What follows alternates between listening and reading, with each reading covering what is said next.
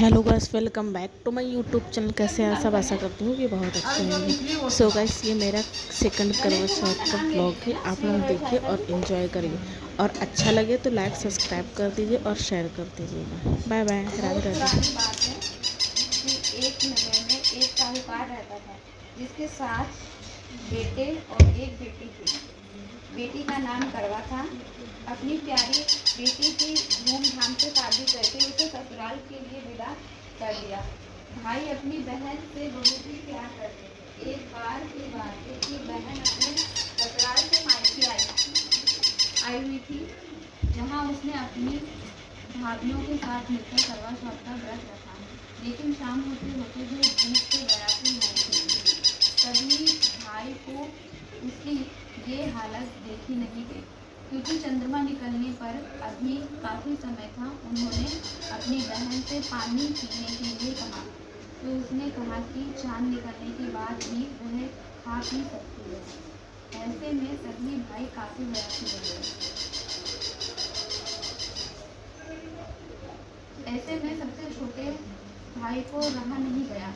उसने दूर पीपल के पेड़ पर एक दीपक जलाकर चलनी की ओट में रख दिया। दूर से देखने पर वह चांद जैसा प्रतीत हो रहा था। इसके बाद भाई अपनी बहन को बताता है कि वह देखो, चांद निकल आया, तुम उसे अर्घ देकर भोजन कर सकती हो।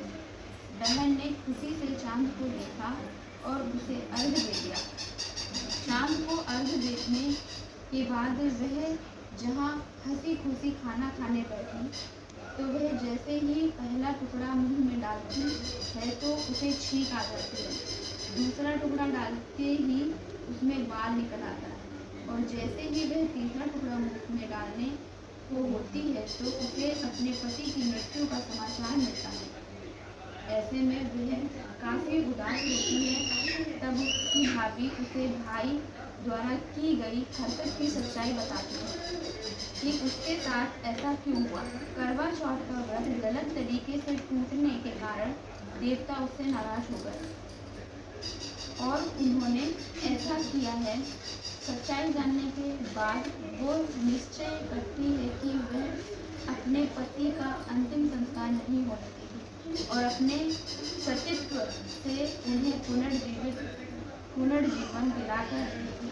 वह पूरे 1 साल तक अपने पति के शव के पास बैठी रही, उसकी देखभाल करती रही, उसके ऊपर उगने वाली घास को वह एकत्र करती रही। 1 साल बाद फिर करवा चौथ का दिन आता है। सभी भाभियाँ करवा चौथ का व्रत रखती हैं और जब उससे आशीर्वाद लेने आती हैं तो वह प्रत्येक भाभी से यम सुई ले लो, खीर सुई दे दो, मुझे भी अपनी जैसी सुहागिन बना दो, ऐसा आग्रह करती है।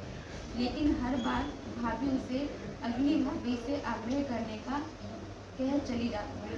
इस प्रकार जब छठे नंबर की भाभी आती है तो करवा उसे भाभी से भी यही बात दोहराती है।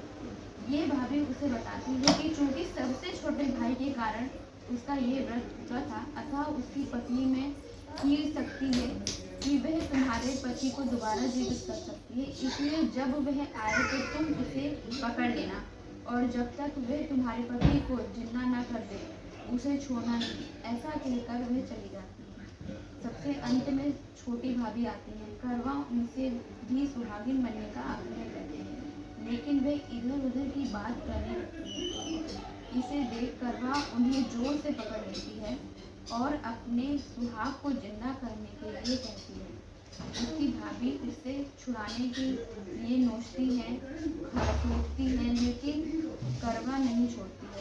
अंत में उसकी तपस्या को देख भाभी का मन पसीज जाता है और वह अपनी छोटी अंगुली को चीरकर उसमें से अमृत उसके पति के मुंह में डाल देती है। करवा का ये पति तुरंत श्री गणेश कहता हुआ जीवित होता है। इस प्रकार प्रभु कृपा से उसकी छोटी भाभी के माध्यम से करवा को अपना सुहाग वापस मिल जाता है।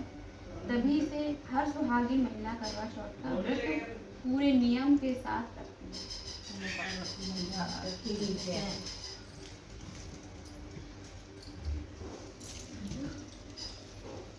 आरती होगी बेटा, आरती होगी। ताने में भी पीछे आ गई होंगी। नहीं। बताते हैं ना पहले तो। हाँ निकाल ले वो ले लो कुड़ी कर। इसमें से बॉलीवुड आ रहा है। नहीं ले लो कुड़ी ये कर बड़ा है पंजाबी सॉन्ग होगा थाली फेरने हमारे वहाँ का काम है। आरती निकाल बेटा, ज्यादा लोग हैं, पूरा गाना तो चलना। आरती लगा दो। आरती? हाँ। करवा महारानी की आरती। अच्छा। पता नहीं क्या शाम का टाइम हो गया वो। हाँ। आरती भी करते हो? इधर तो देखो। हेलो सी।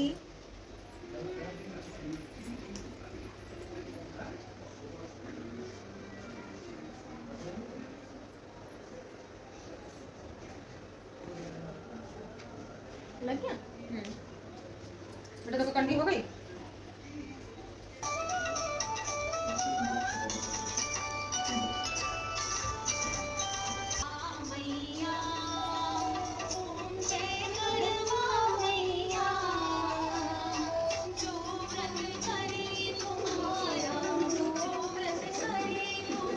इसमें तो नहीं। तावे में।